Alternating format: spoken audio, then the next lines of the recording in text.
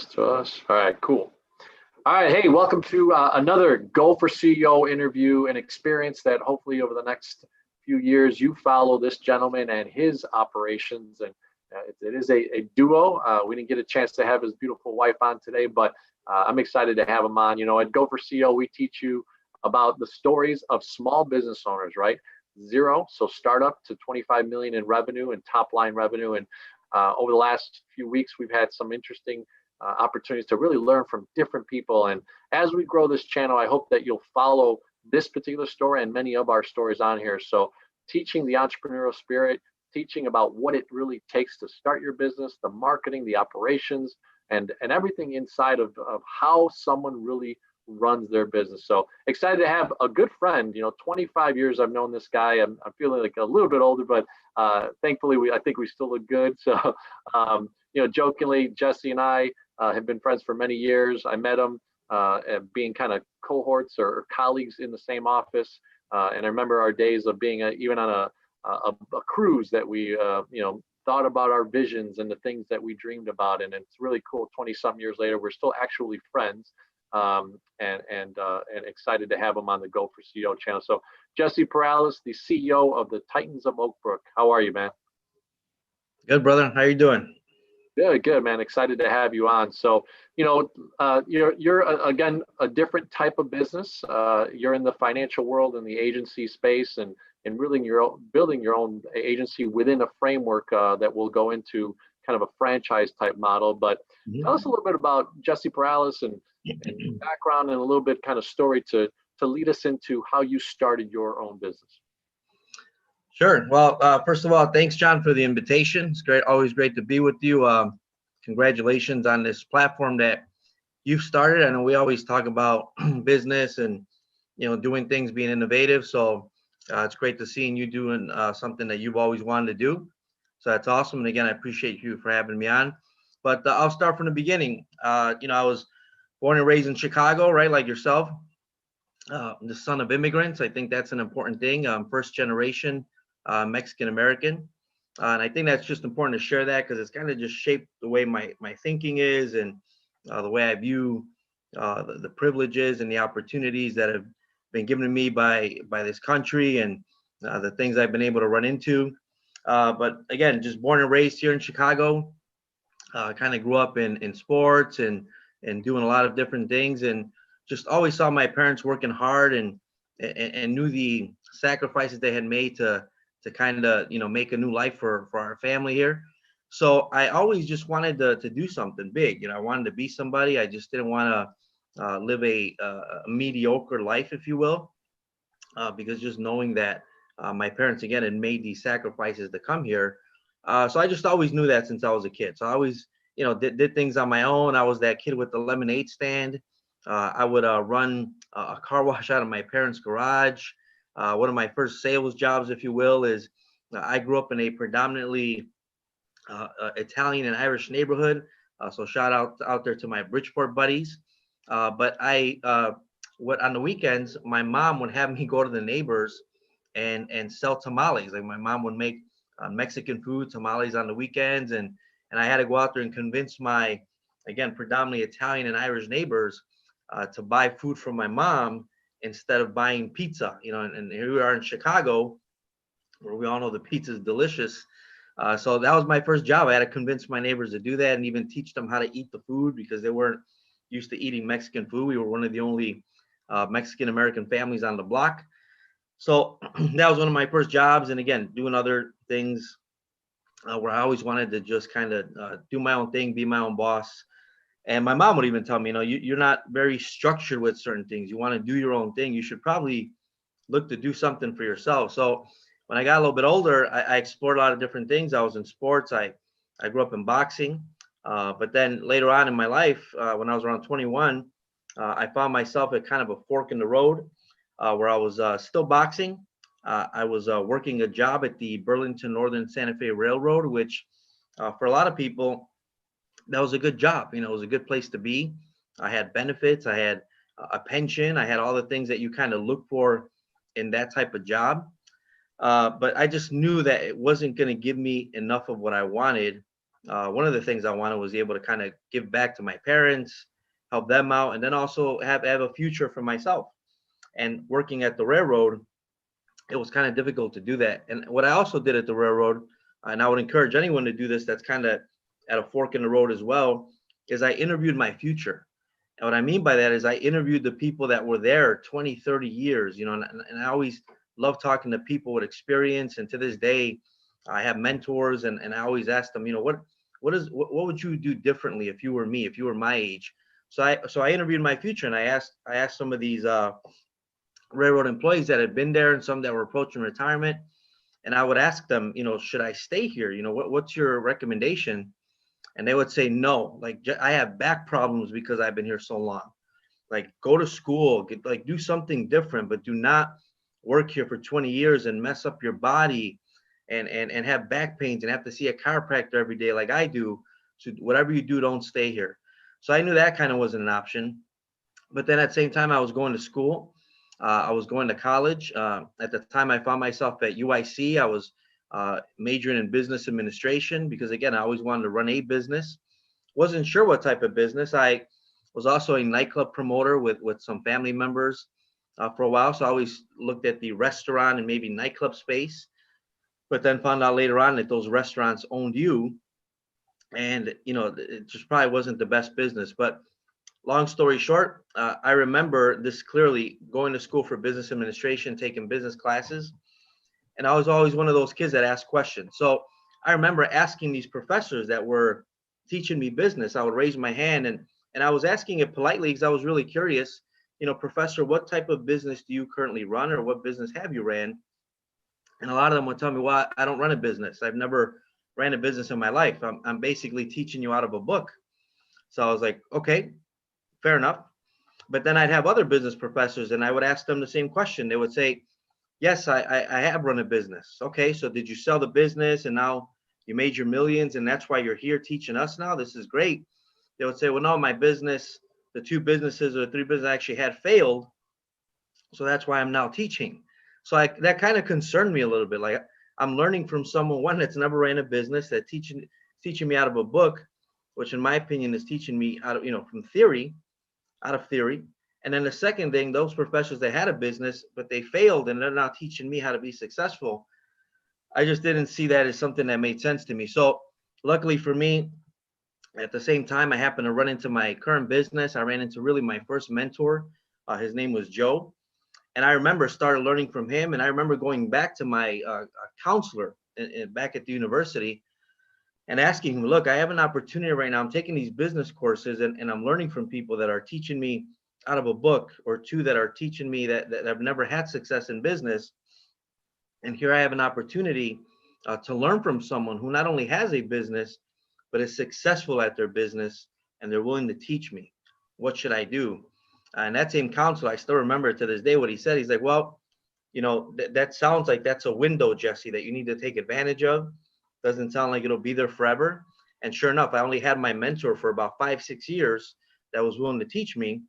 That's how long, Joe ended up staying in my life to mentor me and train me and teach me this business. But my counselor said, look, it sounds like a window, which it ended up being one, but you can always come back to school, right? You can always come back. School will always be here. So I left school, started my business, and 19 years later, this is what I've been doing. This has been my life, and I have never gone back to school. So I never really wanted to go back. Never was a big fan of school. I was never a big fan of the way school, and for those of you that follow like a Gary Vee, I agree with him. I never liked the way that school has been sold, right? The way it's sold as if it's the only way and the best way for everybody. And I think there's a certain type of person that should go to school. Like my accountant that I have, he's got a degree.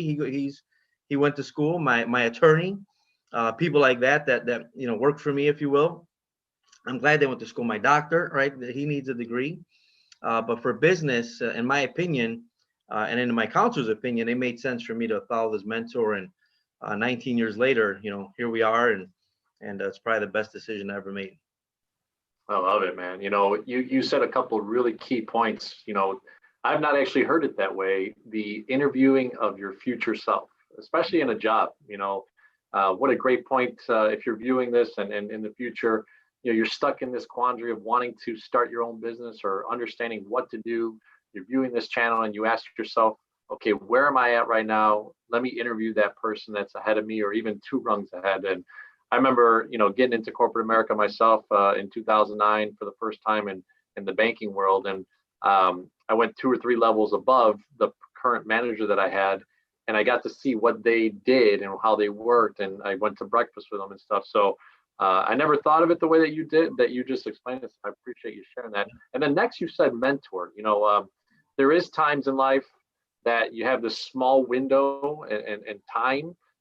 And also it's probably the great time for you being young and entrepreneurial and all that stuff. And no matter what time you have, a mentor is always key. So tell us now, let's transition into, you get this mentor, you start to learn this business. What are you doing to really set yourself up to really be in business? Because from what I recall, you started kind of part-time and you were a student and we also skipped, you were a boxer, I believe, all of these types of things. So what is it that you started to do to really formulate yourself and think, okay, here's a business structure that I want to follow? Sure. Well, I'll hit on 2 things. I think it's important to hit on the tangibles and the intangibles. So the tangibles, obviously, I had to learn this business, which was the insurance and financial services. I had to get my licenses through the state of Illinois to be a licensed financial professional. So I had to get those licenses. I had to study. I had to take courses to do that. I had to learn this industry. I had to learn about, mutual funds and investments and really retirement planning and pensions and the things that we now do for our clients, estate planning, wills, trusts, all those types of things that entail retirement planning. So I had to learn those things. I had to learn about corporations. I have my own corporation today. I had to learn what that means to have a corporation when it has to do with your taxes and structure of a company, how that protects you. And again, I had to hire a CPA for that. Again, an attorney to kind of put some of those things together. When I found my first office space, I had to hire a realtor who's still my realtor to this day. So these are little things that I just had to learn from the very beginning. But again, as you mentioned, John, I was part-time. So that's the beautiful thing about starting a business the way I did is I worked the job for about 18 months at the railroad as I was kind of saving money, starting to rent a space inside someone else's office. And later on, went off on my own, opened up my first office in the West Loop area in Chicago, 910 West Van Buren. That was my first office in Chicago in the city, and signed my first lease. And I remember I had to sign, my first lease was what's called a personal guarantee. I had to sign it with a personal guarantee. That means you're putting it all on the line. And that was kind of just the tangibles of just like any other business, learning your craft, which I think is so important. You become a professional. And I remember even my mom would tell me that, look, in a business like this and a career, you need to be professional, meaning you need to be up to date on everything. You need to, not answer questions. If someone asks you something about retirement planning, don't give them a iffy answer. You need to know your stuff. And that's in any industry, in any craft. You must learn and really, invest your time and get good at, watching certain things and making yourself better, especially in your craft. So that's really the tangibles of it. But for me, the most important thing I think sometimes in business is the intangible. So I grew up on the south side of Chicago, I grew up in sports, an alpha, if you will. So even the way my hands, the way my hands are today, they weren't always this way. My mannerisms were more jivey, if you will. And I learned, like, you can't be that way with a client. There was a certain verbiage I would use that was more street, if you will. And I had to learn to become more professional and to speak with a client in proper English and not, street English, if you will. So it was very important to start learning how to do that. I still remember one of my first mentors, he was a trainer of mine. He would make fun of the t-shirts I used to wear because I would wear like a nice white dress shirt, but I would wear like I'm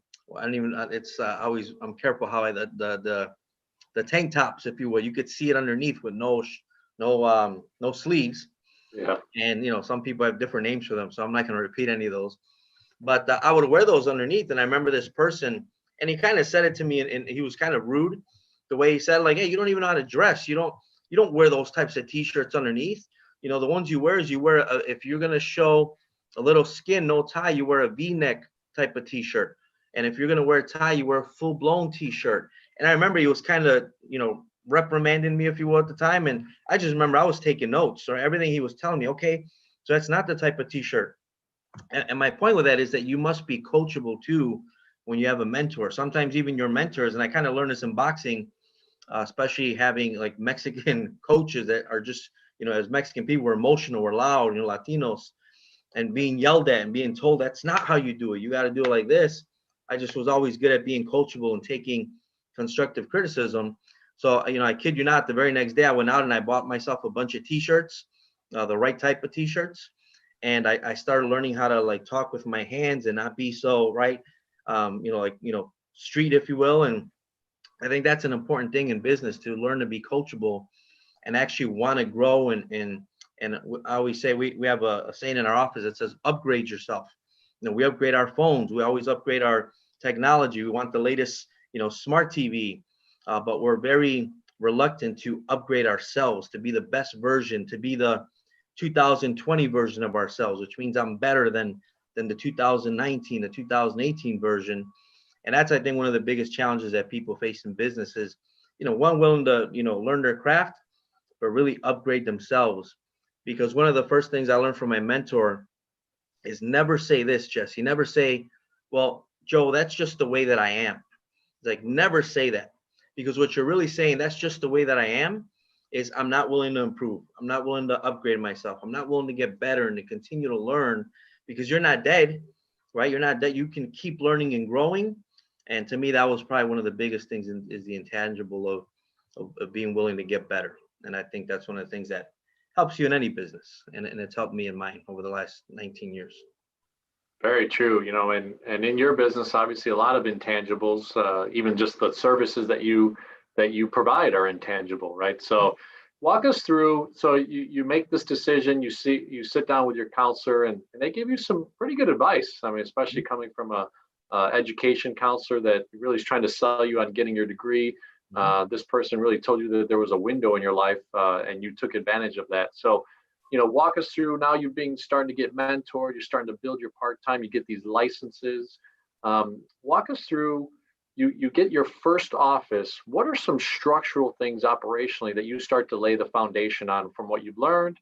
And now being on your own a little bit more, what did you do to really kind of get disciplined in your business? Sure. Well, again, I think that's one of the key things about having a mentor and having a good mentor. Even that counselor, I saw him as a good mentor, because I have to tell you, when he did tell me about that decision, like, hey, you can always come back to school, he kind of looked around first, right? Because he's like, this is not going to be a popular answer that I'm going to give you, because, some people just, in society, that's not a good answer. What do you mean leave school and go do something else? So I think that was important. And the same thing with the operations in my first 3 to 5 years. I think in any business is never easy. That's when the grind happens. And, the first 3 to 5 years, of course, you start, regretting certain decisions. Do I go back to a job I didn't know it was going to be like this? Because it's not pretty those first 3 to 5 years in business, because you're trying to learn something new. You have an office now. You have to hire an assistant. So I did have an assistant that I would pay part-time. And I remember at first I paid her cash, because she was a 1099, because I didn't hire her full time, and I had to learn all those things. But again, the great thing is that's when you have a mentor that says, look, let me look at your office lease for you, Jesse, because I've signed leases myself, and he would guide me through that and tell me, look, tell them to take this out, and have an attorney also look at it. But you're signing a personal guarantee, so don't sign a 7-year lease, maybe sign a 3-year lease.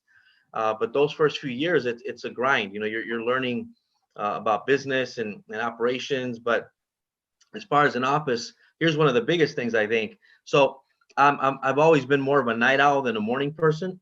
And I bring that up because when I worked at the railroad, I had to be at work at 5 a.m. So that's what time I had to be there. I didn't wake up at 5 a.m. My shift started at 5 a.m. So as soon as I became an entrepreneur and I left my job, and I'm like, now I could wake up at whatever time I want. Well, those first few months were not pretty. I was waking up at 2 in the afternoon because I was having fun the night before, because now I'm my own boss. I could do whatever I want. And all of a sudden I'm not making money because I'm not disciplined. The month goes by, the weeks go by, and I'm like, I got to get my act together. So I talked to my mentor, and he's like, Jesse, the hardest thing in being an entrepreneur and not having a boss is that you can be a good boss or you can be a bad boss to yourself. And right now you're being a terrible boss. You're giving yourself too many vacation days. You're giving yourself too many days off. And with freedom, sometimes we don't know what to do with it. So it was tough for me I had to go back to my boxing days where I had to just get disciplined and wake up at a certain time, wake up earlier, plan out my day. I've learned to be what's called a fanatical planner. And that's one of the things I learned from my mentors. Even to this day, 19 years later, I cannot go to bed on Sunday night until I plan out my week. I need to have everything structured, everything planned, because I don't have someone that tells me, just so you know, this week you're working 9 to 5. You have Labor Day off. You will have a 4-day weekend for Thanksgiving. I don't have that. As an entrepreneur that's on your own, you need to have the discipline to structure your life and your world, and that's what the really first 3 to 5 years look like. So that those first few months being on your own, then first few 2 years were a little bit challenging, because you really find out a lot about yourself and how tough you really are, and your discipline and your really your fortitude. But that's kind of how it all started. But those 3 to 5 years is probably crucial for the next 10 to 15, 20 years. Yeah, and you're sharing a great perspective, right? Nothing really explodes overnight, and if you have heard those stories of people just going from 0 to 60, within a few months, that's fantastic. But the reality is that 99.9% of the people that become entrepreneurs or start their own business or a gig side, something, it takes time. So hopefully you replay what Jesse just said right now and really just listen to the context of what he said. So let's go into the sales and marketing side, right? So you start part-time.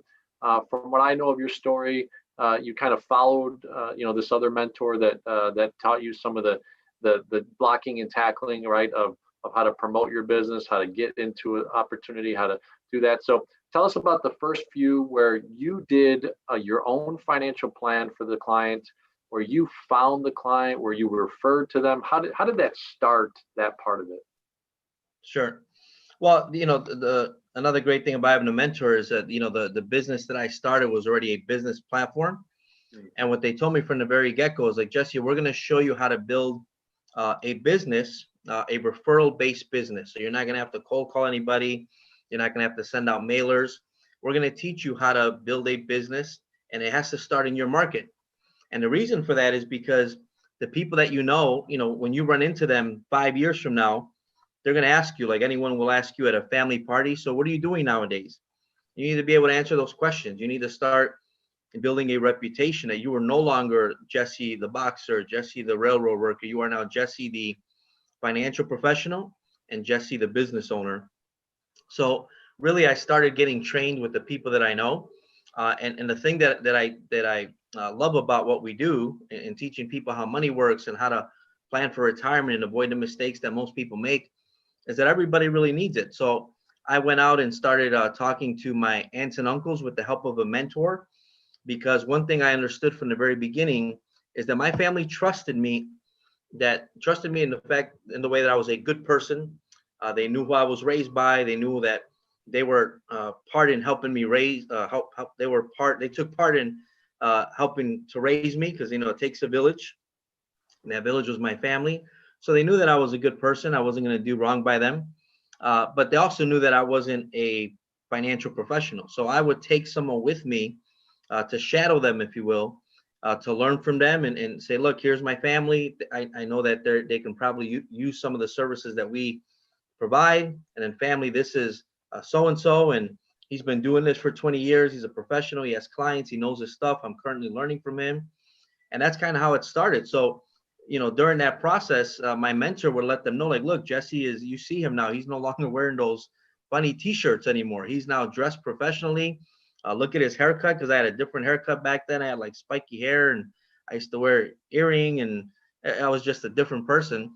So they saw the physical changes, but then they also saw my mannerisms and my English becoming more professional. And so they saw that, and they're like, okay, we see that he's trying to do something here with his life.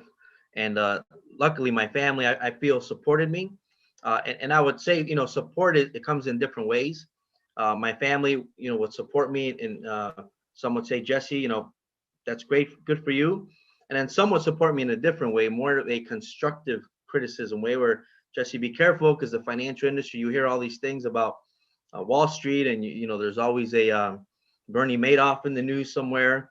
So I took that also as I didn't get offended by it. I took it as they're constructive, they're looking out for me, and you need to sometimes assess those two criticisms as well, right? Don't take it so personal. They're looking to protect you and look out for you. But that's how it started with my family, and later on referrals, and just knowing friends and family that needed these services, and marketing myself. And I always say, you are your own walking billboard as well, because as you're meeting people out on the street and talking to someone, and because people do business with people that they know, like, and trust. Well, if they just meet you on the street, they get to know you a little bit in the first few minutes, but really your first job is to get them to like you. And if you're meeting people on the street and understand, they kind of get to know you a little bit, they might do business with you, right? So that was one of the first things I learned, especially starting in my market. And now I teach other people to do the same thing, just the way that I was taught. And that's how we've been able to build over the last 19 years a referral-based business, where I don't do really any advertising.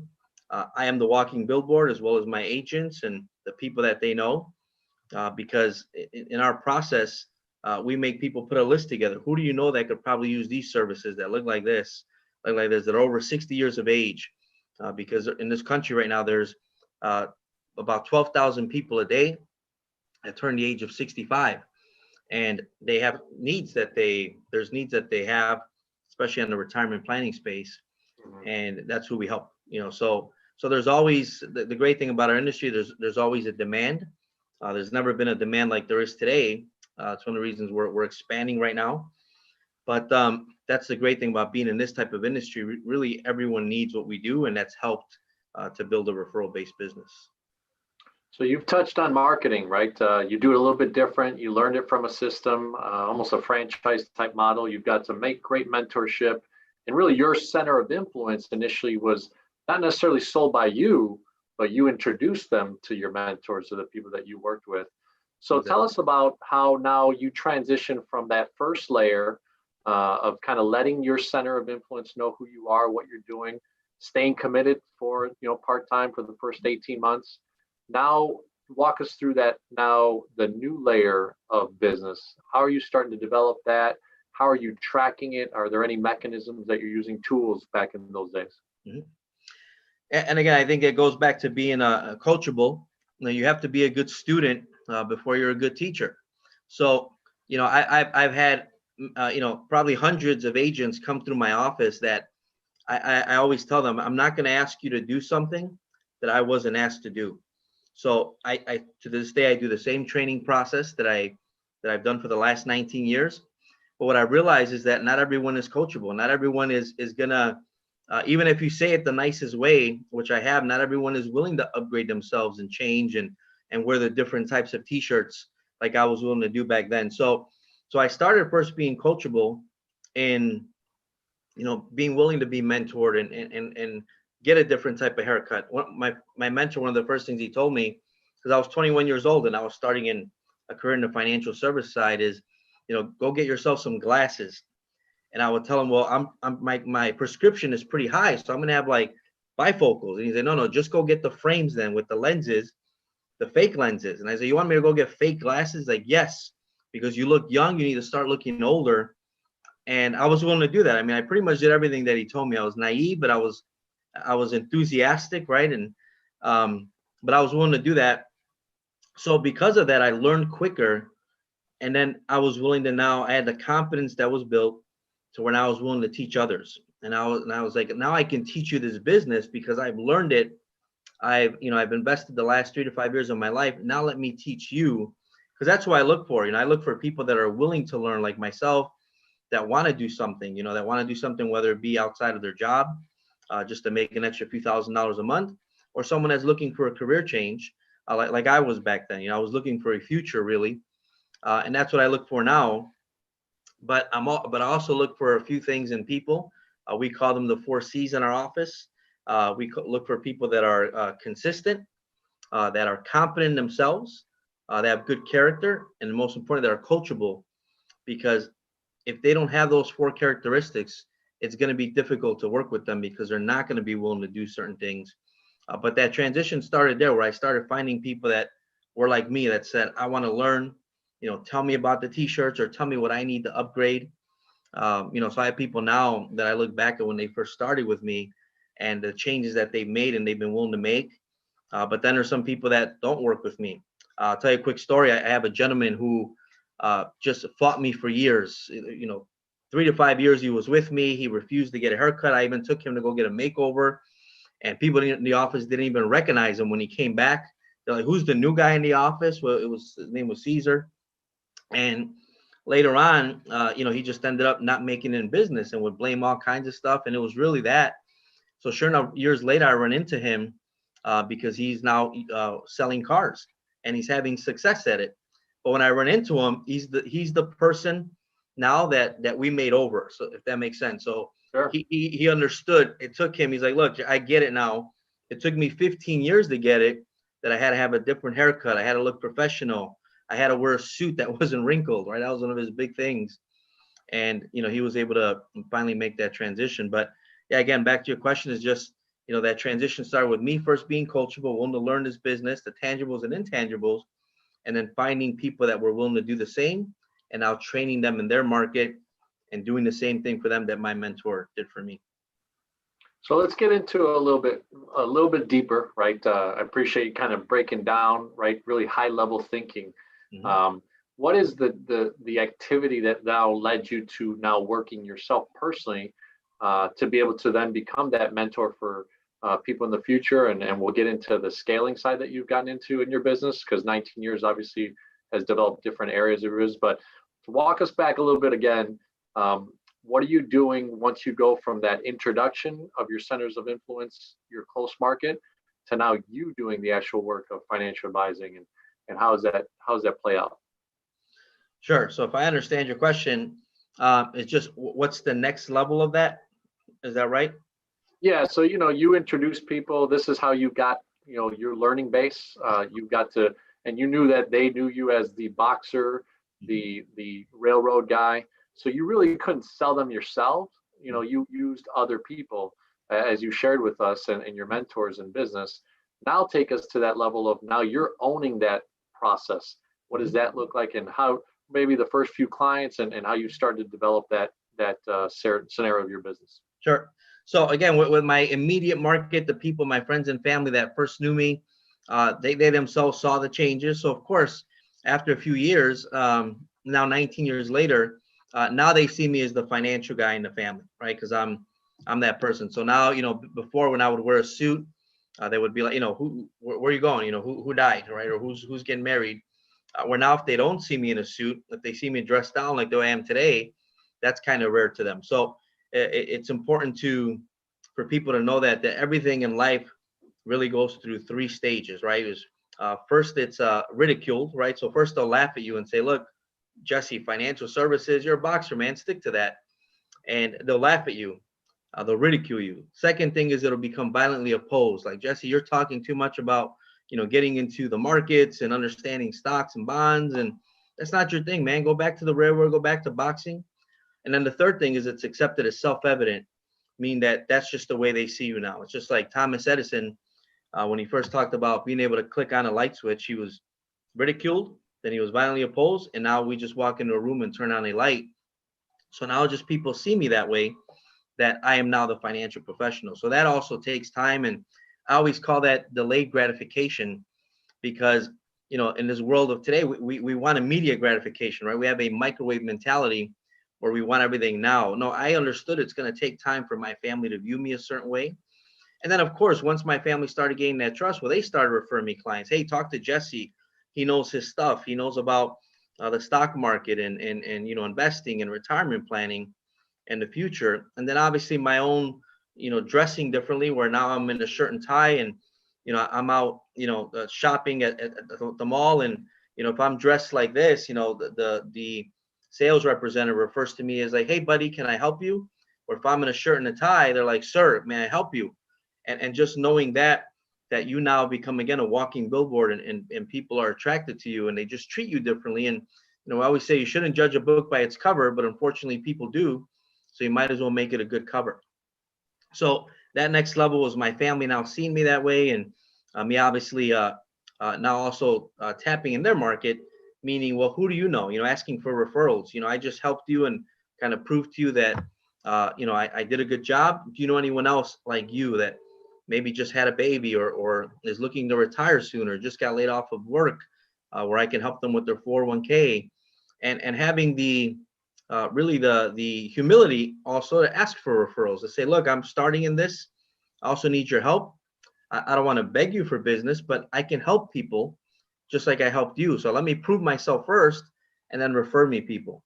And then the second level of that was, again, finding those people now that, were like me, that also wanted to learn this business. One example I'll give you is I have a gentleman, his name is like mine, and John, you know him, but I met him. He was a McDonald's guy. I met him in the drive-thru at McDonald's, was going to get coffee, and he was a McDonald's person. So I had to explain to him, look, your family sees you as the general manager of McDonald's. Let me train you with your people, with your market, just the way that I was trained.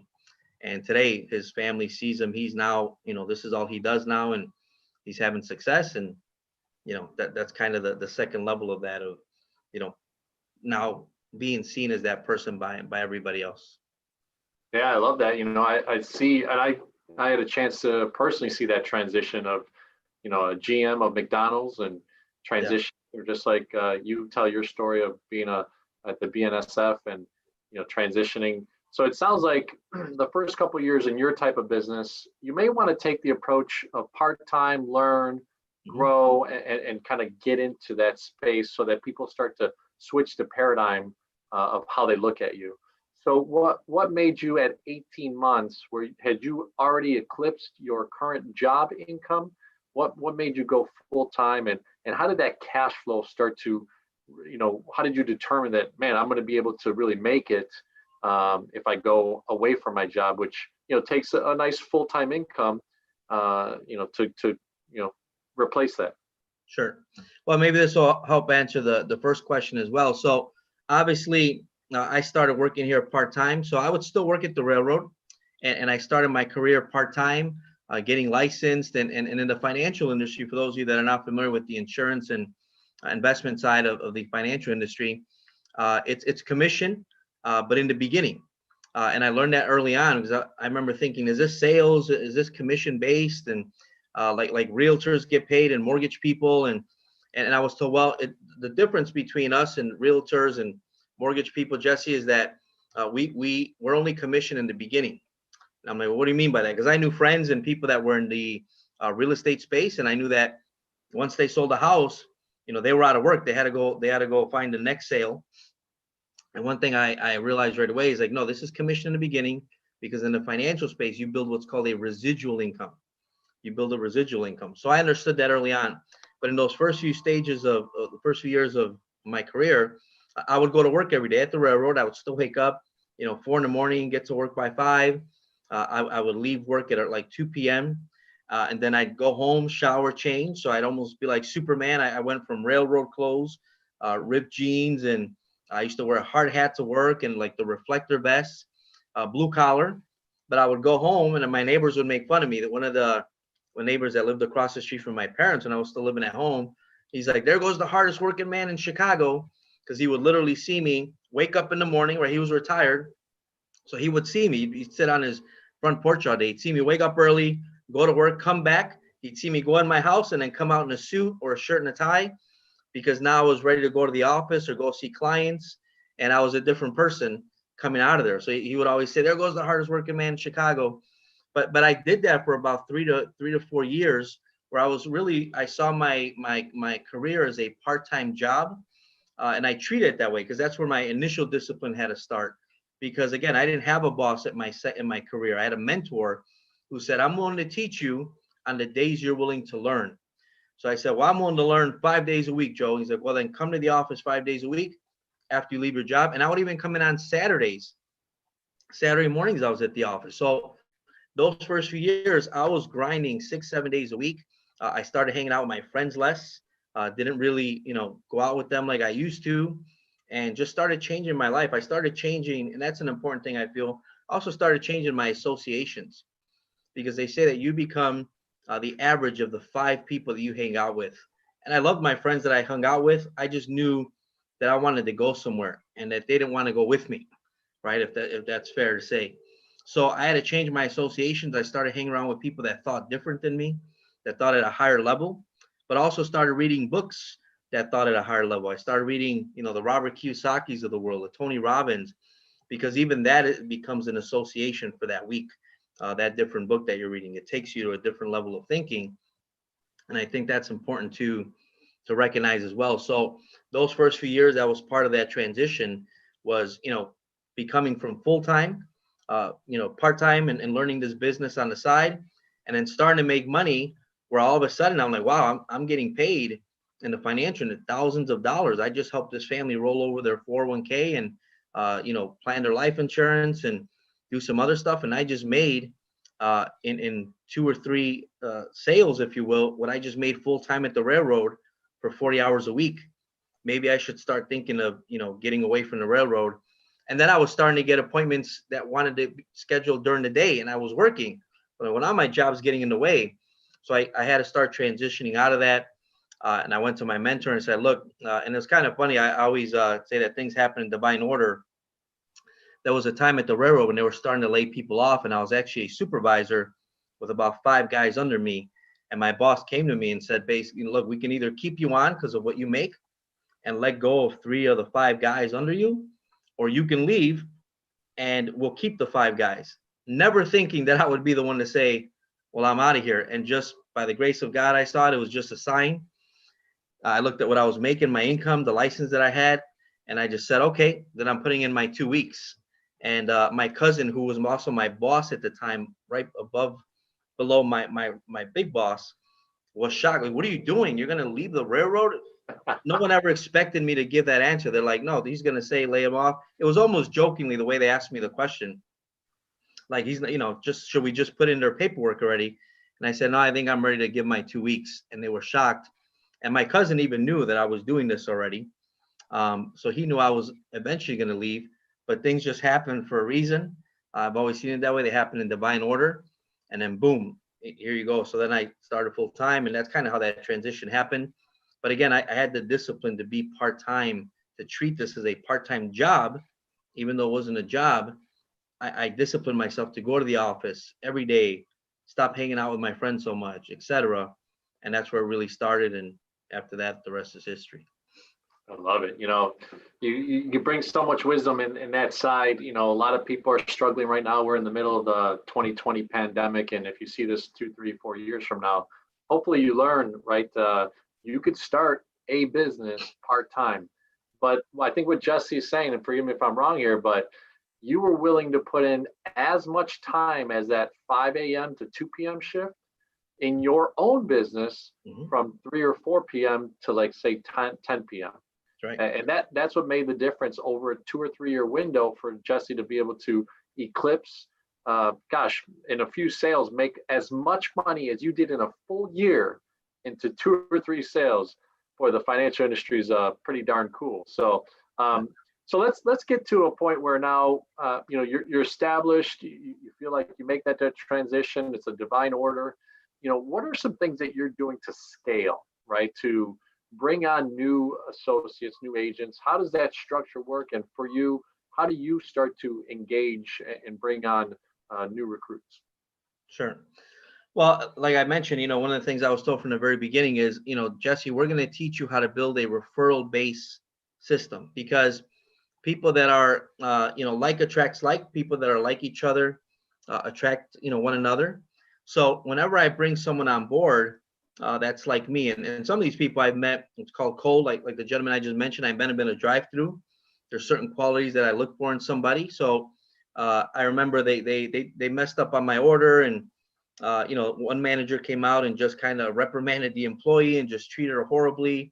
And all of a sudden this gentleman comes out and he's like, I got it. He was the assistant manager and treated that, employee way different. And that's why I brought him on board. and then I ask them, who do you know like you? Who do you know that's, I go through a process, it's called STEAM, where I ask people, STEAM stands for, who do you know that's good in sales? And my career isn't necessarily sales. I'm more of an advisor, a consultant, but salespeople have thick skin. So that's why I look for someone like that. I look for someone that's thick skin, that's not gonna, get offended if someone says no to them. So I always, ask them, who do you know that's good in sales? Who do you know that's a good teacher? Because there's some people that just like to educate.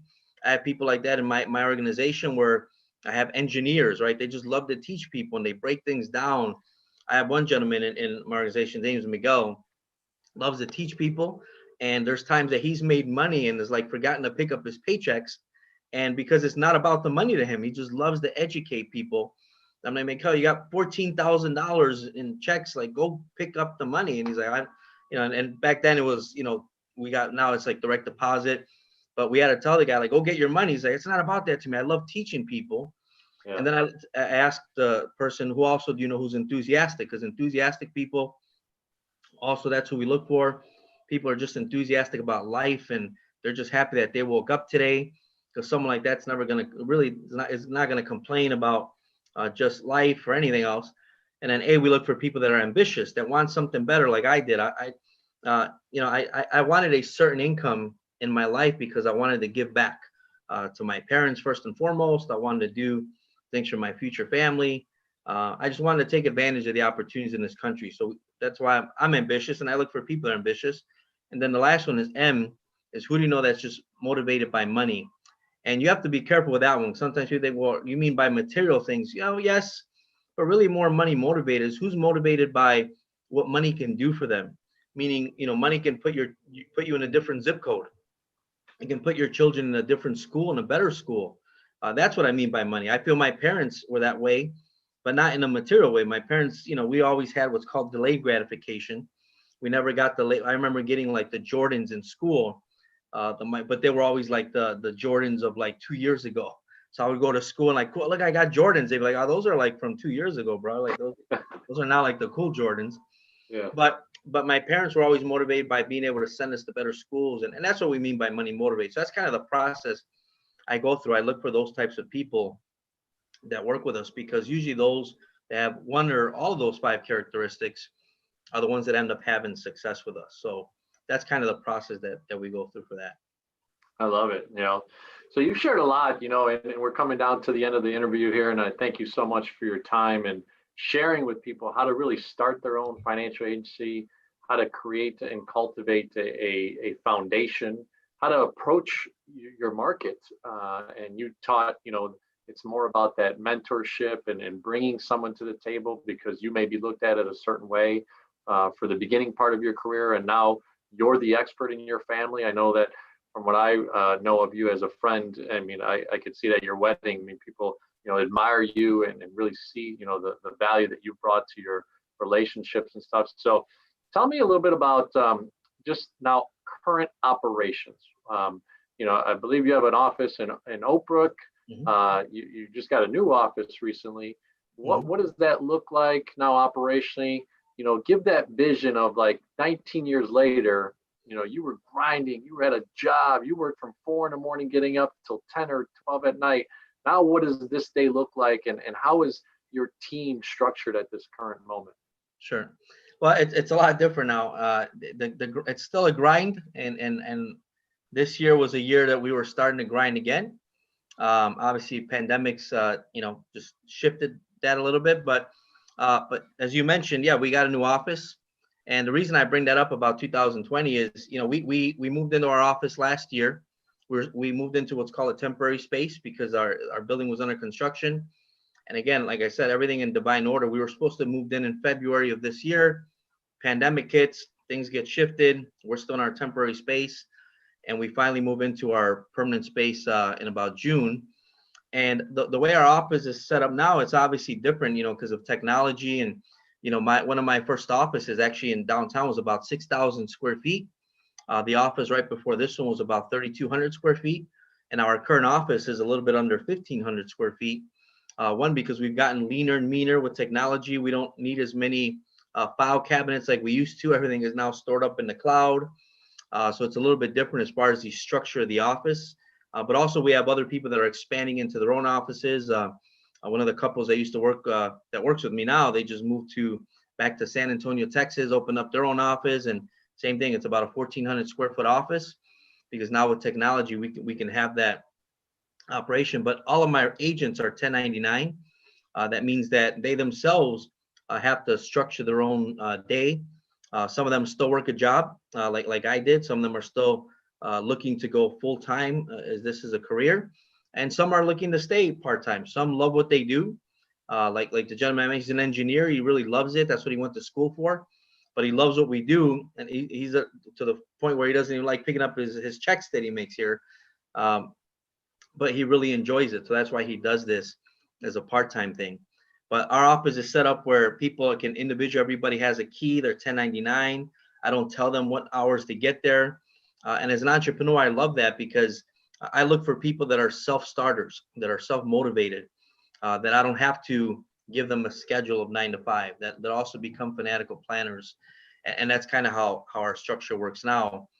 So everyone's 1099, self-employed, independent contractors. They make their own schedule, and I just guide them. I just mentor them, like my mentor mentored me years ago, and explain them, look, you do need a certain discipline. You need to, I get on my guys all the time on about Sunday nights. You cannot go to bed unless you plan out your week. Even if you work a job, you have to have your schedule afterward ready to go.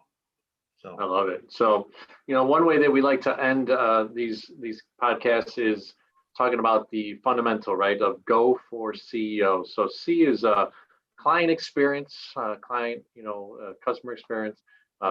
E is employee engagement, and in your case, you have independent contractors, so you can share a little bit about that. And then O is operational excellence. So, what's that value proposition for these three areas? And let's break down the first one, your client experience. What are you doing different than your competitors?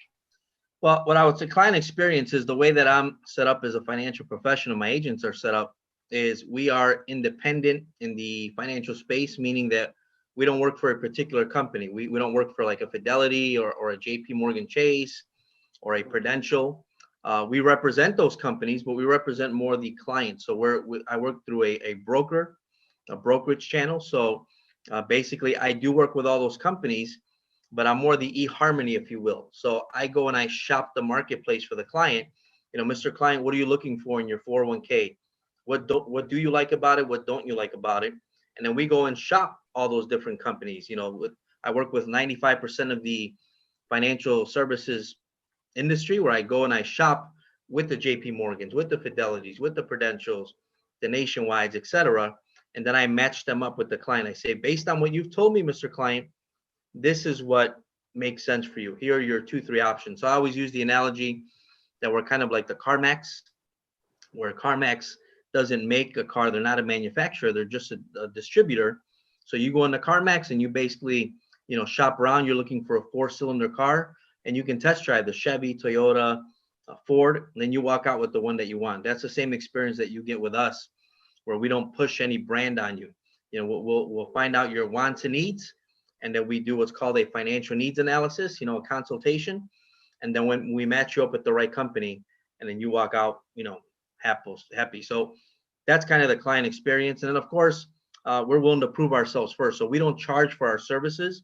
The way that we get paid is, again, we're transactional, meaning that we get paid a commission and a residual from the companies that we do business with, whether it be Prudential, Blue Cross Blue Shield, depending on what area we help you with. So we don't charge our clients. So we always tell our clients, we're willing to help you and put ourselves on the line with no commitment from you except your time. And secondly, we won't charge you a fee. The companies will pay us for sending them your business and for us doing the work. So that's the client experience, is we're willing to put ourselves on the line. So that's the client experience. As far as engagement with our 1099 guys, we're always looking for people. We're actually expanding right now. We're always looking for people that are looking to do something else, or looking for either a career change or a non-core career. We have a lot of baby boomers in our office who there's a few people that I've met that are in their late 60s that I thought they were just going to be clients. And some of them are like, hey, I still have energy. And I'm like, yes, you have more energy than I do. And they still want to do something, but now they want to do something that's fulfilling, because maybe they worked at their job for 30 years. And now they're like, now I want to do something I enjoy. and they love what we do. So I have an attorney in my office who's in his 70s, who was an attorney for 30 years. And now he's doing this because it's fulfilling. And I'm like, you didn't find fulfillment in being an attorney? He's like, not really. He's like, I was in court all the time. I was defending people. He said, but I find this fulfilling because I feel like I help people. I have someone that used to be in the industry, but used to work for a specific company and wasn't able to search the marketplace for his clients. And I can go on and on with those stories. I have a CPA who just would help people with their taxes and their accounting, and that helps people do this as well. So we're always looking for people. We're expanding people that are either looking for a career change or a non-core career. Then the last thing is operational excellence. Is, I'm the CEO and my wife is the COO. We both have our roles and how we manage our agents. So I always say I'm the tough parent. She's the nice parent, right? I'm the one that yells at our agents, or I don't call it yelling. I call it disciplining. And she's the one that cares for them and says you're going to be okay. You're fine. Helps with the licensing process, the background checks, all the stuff that we need to do. And I handle the upfront training, the process of getting a new agent off to a fast start and getting them going. So we both have identified our roles, and that's an important thing to kind of know that, especially if you're a couple working together. But we've trained our guys to be the same way in the way that we grew up in this business. So I love it. Well, no, you broke it down to the CEO philosophy for Gopher CEO. And, one of the things that we'll be doing is over the next 6-12 months and few years, hopefully, is following your story, following the Titans of Oak Brook. I know that you're currently in an expansion mode. Can you tell us what states you're in right now? Sure. Right now we're expanding. So we've been in the Chicagoland area for 19 years. We've had little satellite offices all over Chicagoland for a while now, but now we 2020 was supposed to be the year expansion. Also because the industry, as I mentioned, January 1st of this year is when you have 12,000 baby boomers a day turning 65. So there's a demand for that. So now we're expanding all across nationwide. So now we have an office in Texas. We're expanding in Arizona. We have licensed people now in Florida, California, Nevada, Indiana's next on the map. So I'm fired up about the next 5 years just because now we're expanding. And there's never been a better time to do that with technology and Zoom because before we were able to build our business really 30 to 60 miles. The radius that we were able to build our business in was about 30, 60 miles from where we lived. That's now changed again because of technology. So yeah, the next 5 years is you'll see a big expansion from our group. And just to give a little bit of context, obviously you've built some freedoms in your life. You've been your own boss for a long time now, and you're teaching other people how to do that. What's kind of the top line gross revenue at the point of your enterprise? If you take your production with all your, all the agents and stuff, kind of where are you guys pacing for this at the end of the year? Sure. Well, it's a little different, I think, in the financial space, but usually we average in business gross revenue between about $300,000 to $400,000 a year. That's our gross revenue of what comes in, and then obviously the way contracts work, we get compensated. So in our type of business, it's to make a 6-figure income in the financial industry. I've learned that early on. It's not that difficult. We're one of the highest paying industries. So that's one of the first things I learned too as a professional is I'm a $2,000 an hour guy, not a $20 an hour guy. And that was hard for me to understand coming from blue collar, knowing that, like for years, I would still cut my own grass. And my mentor's like, stop cutting your own grass. You are an entrepreneur, which means you're worth $2,000 an hour, but also you should help create jobs, Jesse, meaning go pay someone to cut your grass because that's going to save you time, energy, and money to not have to do that. Especially right now, I live on a corner lot. It takes a long time to cut your own grass. So go create a job for somebody else. Go make $2,000 an hour so that you can now pay that landscaper who's also an entrepreneur $30 an hour. But that's kind of our gross revenue. And also that helps in job creating and just being an entrepreneur and especially being in the financial space. I love it. So yeah, I mean, small business, if you're in that 300,000 to 500,000 space, you've started to create a really strong business. And here at the Go for CEO community, we're looking forward to following you and seeing you surpass $500,000, get into the 7-figure growth space and really starting to show people what it takes to. So thank you so much for coming on board. I really appreciate your time, Jesse. Any final words that you'd want to share with the community? Sure. I would just say, going back to the intangibles in business, I think this is what's important is, Henry Ford once said, whether you think you can or you can't, you're right. And I think that's so important, especially with all the talks out there nowadays. And I started a conversation saying that I'm the son of immigrants, and my parents came here to the best, the most powerful, most lucrative nation on earth, the greatest nation, in my opinion, for me to do something big.